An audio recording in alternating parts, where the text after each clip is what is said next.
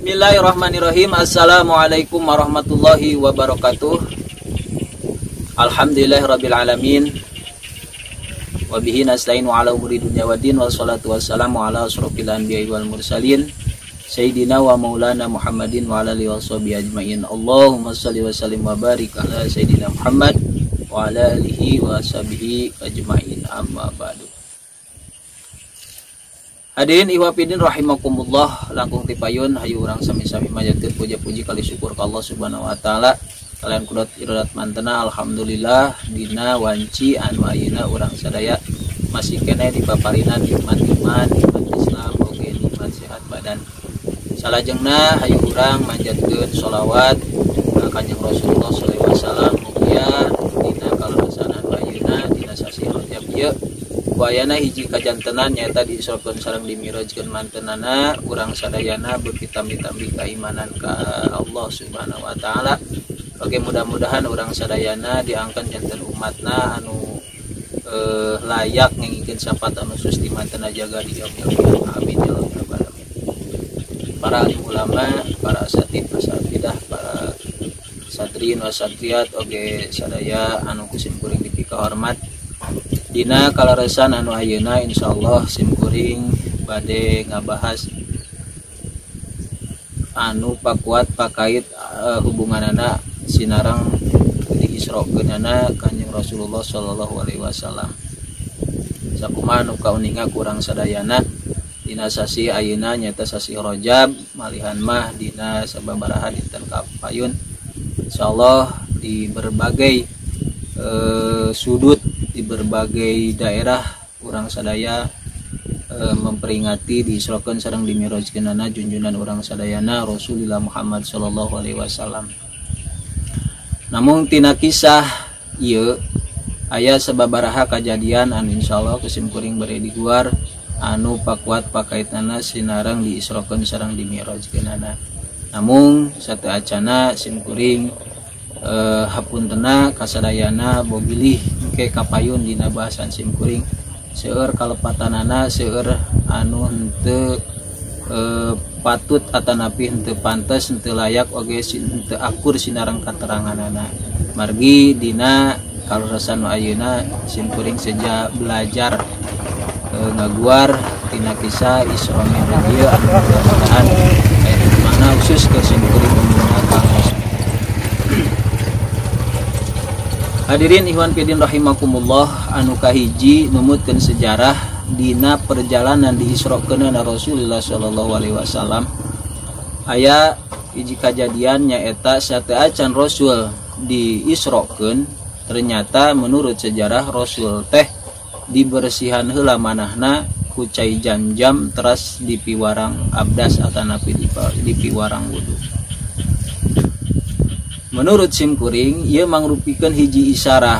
Ternyata Rasulullah SAW makhluk anu pangmulyana geuninganan sateacan ngalakukeun perjalanan anu sakitu ahengna ku Allah dibersihan heula melalui para malaikatna, dibersihan heula manahna ku cai jam-jam oge dipiwarang wudu.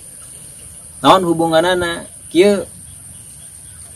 Ternyata keur urang sadayana ge hikmahna dina pada urang rek ngalakukeun perjalanan anu luar biasa atanapi perjalanan ibadah naon rupa wae ge geuninganan urang sok diparentahkeun wudu heula. Naon sababna?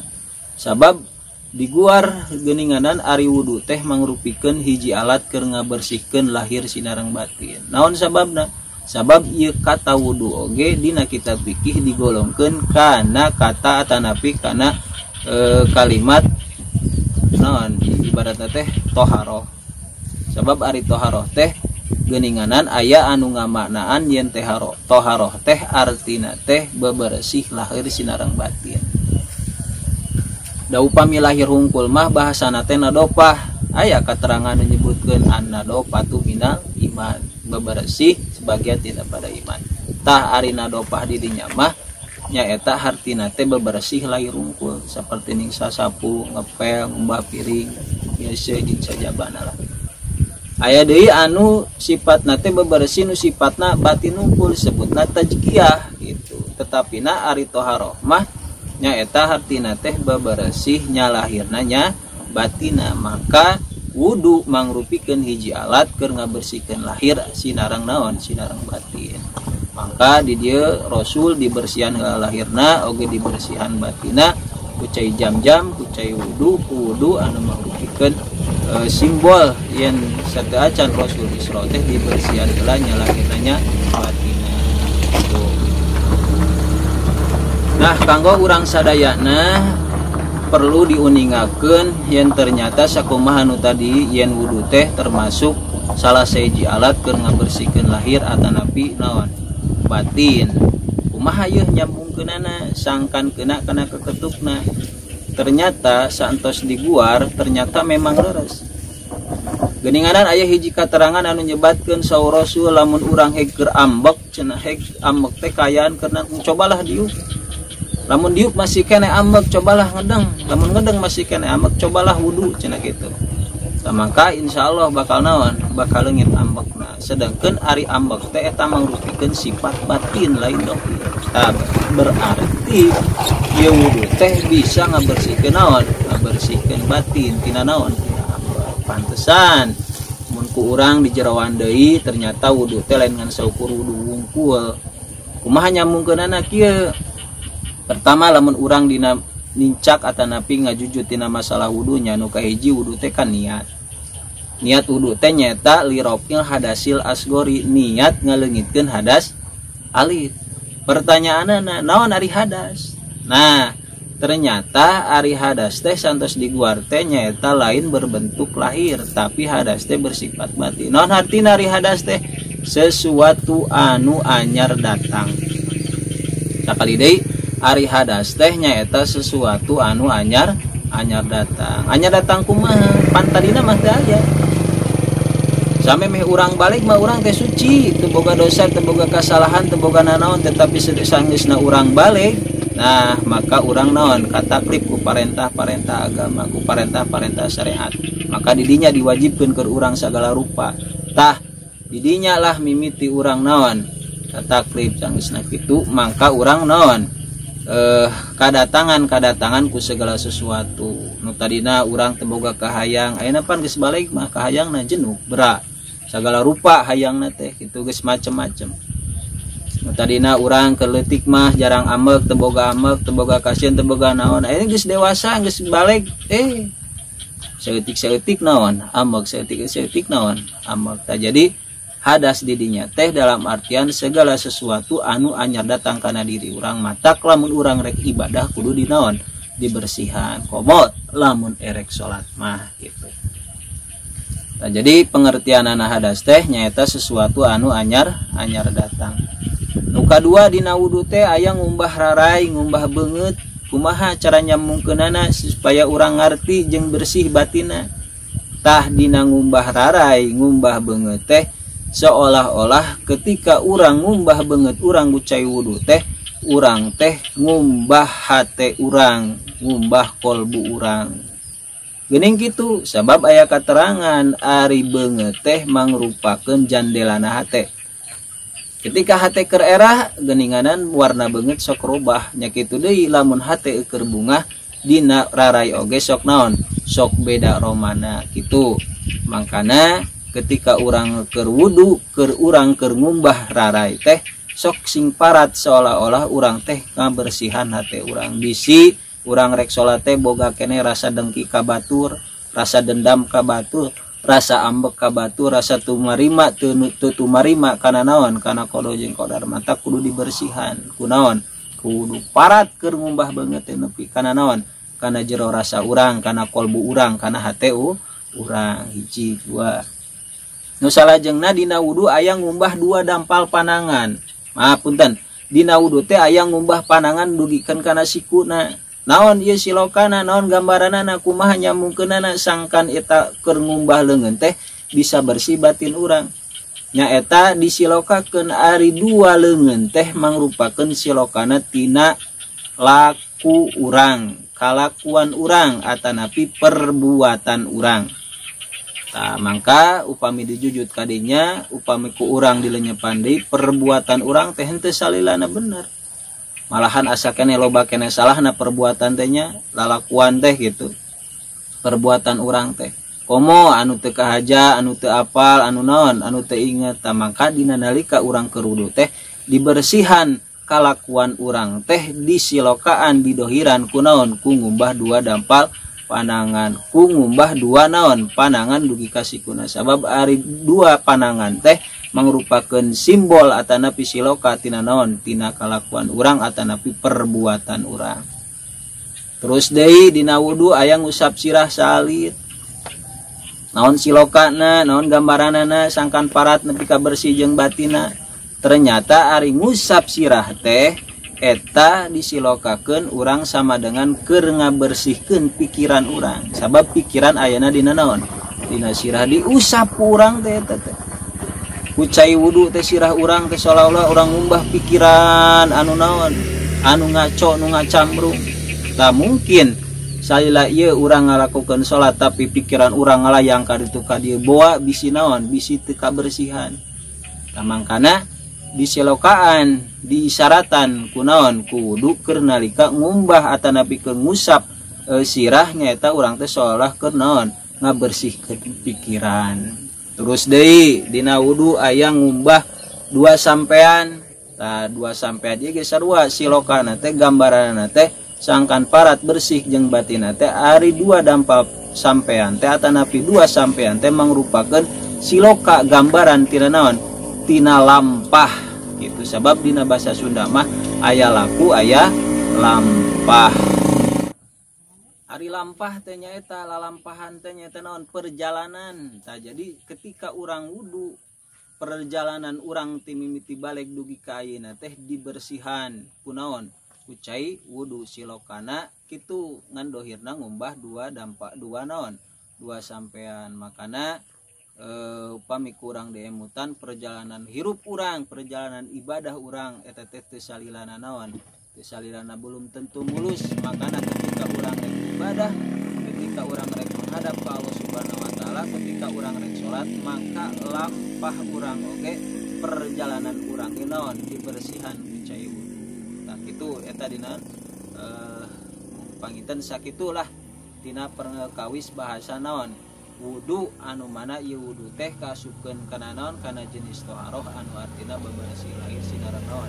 Sinaran batin. Pangitan eta.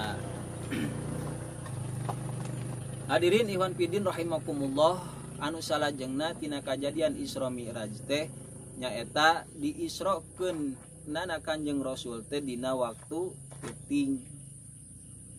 Naon kaitanana ye gambaranana hikmahna keur urang? Ternyata menurut sebagian keterangan yen peuting teh mangrupakeun gambaran batin. Upami siang, upami beurang eta mangrupakeun gambaran dohir gitunya. Sebab dina peuting mah aya naon? Aya ketenangan gitunya. Anu teu aya dina naon? Dina waktu beurang. Mangkana kadituna engke dina naon? Dina mangrupikeun ibadah sunat khususna salat eta seseueurna dilaksanakeun dina naon? Dina waktu peuting. Dina waktu peuting mah aya tahajud, aya witir, aya tarawih, aya nu sanes-sanesna kitu. Tah mangkana hikmahna atanapi kaitanana pangna sababna Rasul diisrokeun dina waktu wengi teh eta teh mangrupikeun itibar keur urang sadayana dina nalika urang ngalakukeun perjalanan riadoh atanapi ibadah ka Allah Subhanahu wa taala, maka perbanyakna teh dina waktu naon? Dina waktu peuting gitu. Sabab peuting mah sesuai ejeung naon? Ejeung kabatinan urang gitu. Matak ibadah ge sok rada jongjon lamun dina waktu naon? Waktu peuting. Sabab dina beurang mah naon? Loba pakeuh gitu. Eta anu salajengna tina peristiwa Isra ieu teh nyaeta Rasul diisrokeun ti masjid ka masjid, Masjidil Haram ka Masjidil Aqsa. Tah kusim kuring sangkan leuwih jelas ieu masjid teh dibagi kana dua bagian. Aya masjid lahir, aya masjid batin. Masjid lahir nu kumaha? Anu biasa di tiap RT, tiap kecamatan, tiap kabupaten gaduh masjid masing-masing. Tah masjid eta anu dohir.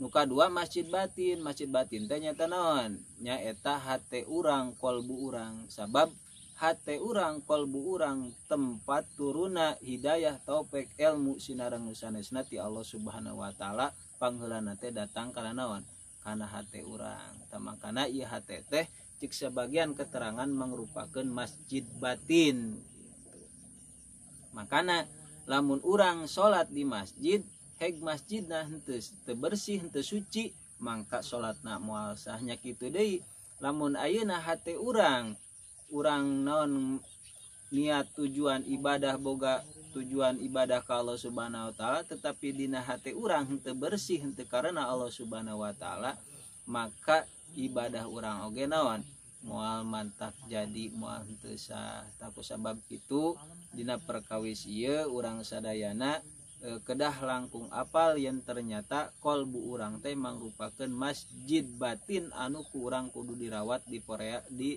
Eropa dibersihan ku urang subhanahu wa ku urang sadayana ku cara naon nyaeta tadi teh ku cara naon ku cara wudu teh jadi cai wudu anu bisa mantak ngabersihkeun lahir jeung batin caina dohirna ngabersihkeun lahirna tah anu mantak bisa ngabersihkeun batinana mah nyaeta naonna kasucianana tina eta cai makana dina kitab biki dicaritakeun yen tina rupa-rupa cai teh nyaeta caina anu jadi sah dipake wudu teh diantarana atanapi dipake alus teh caina kedah anu suci tur naon nyucikeun kadinya rumpatna mah kakara insyaallah kurang ka tah salajengna tina perjalanan Isra ieu ku urang sadayana dilenyepan deui nya santosna Rasul diisrokeun ti Masjidil Haram ka Masjidil Aqsa eta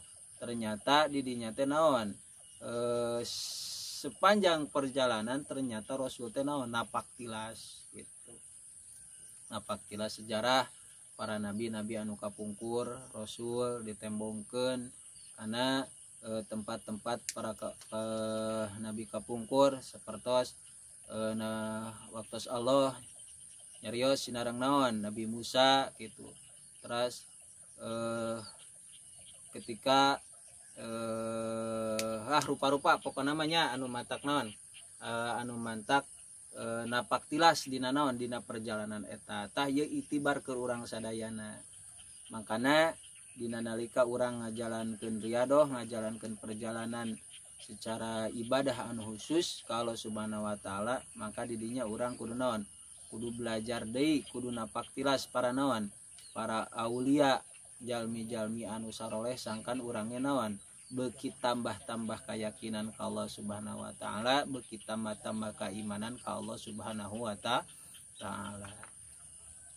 Tah sakitu pangintennya penjelasan di simkuring mengenai perjalanan Isra Kanjeng Rasulullah Shallallahu alaihi wasallam anu begitu naon begitu luar biasa ceuk lamun digambarkeun mah nya moal mantak kagambarkeun ieu gitu ngan ieu mah sekilas tentang naonna tentang anu aya pakuat pakaitna namung pesan simkuring tina peringatan Isra wal Mi'raj di mana bae atanapi kumaha bae rekana nu penting mah urang beuki yakin ka Allah Subhanahu wa taala beuki tambah-tambah keimanan ka Allah Subhanahu wa taala ku dikisahkeunna kisah seperti kieu sabab ieu teh tos diagendakeun diabadikeun dina Al-Qur'an dina surat Al-Isra malahan kaditu nama mudah-mudahan urang beuki naon beuki cinta ka Kanjeng Rasul sabab Kanjeng Rasul hiji-hijina makhluk Allah anu paling dimuliakeun ku Allah Subhanahu wa taala sehingga diisrokeun cenah dimi'rajkeun bahkan ku para malaikat sakitu dimuliakeunana diagungkeunana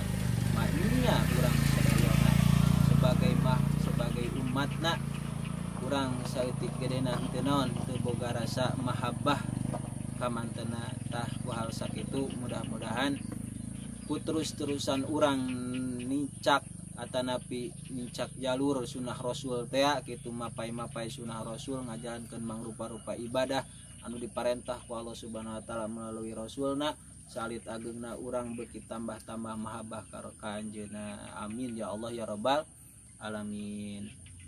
Hadirin Iwan Pidin rahimakumullah Sakitu wae anu tiasa didugikeun dina kasempatan anu ayeuna. Hapunten tina sagala kalepatan sareng kaalpaan.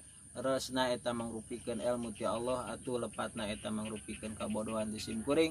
Sakali deui mudah-mudahan aya manfaatna khusus keur simkuring umumna keur sadayana. Hadanallahu wa iyyakum ajmain wal afu minkum. Wassalamualaikum warahmatullahi wabarakatuh.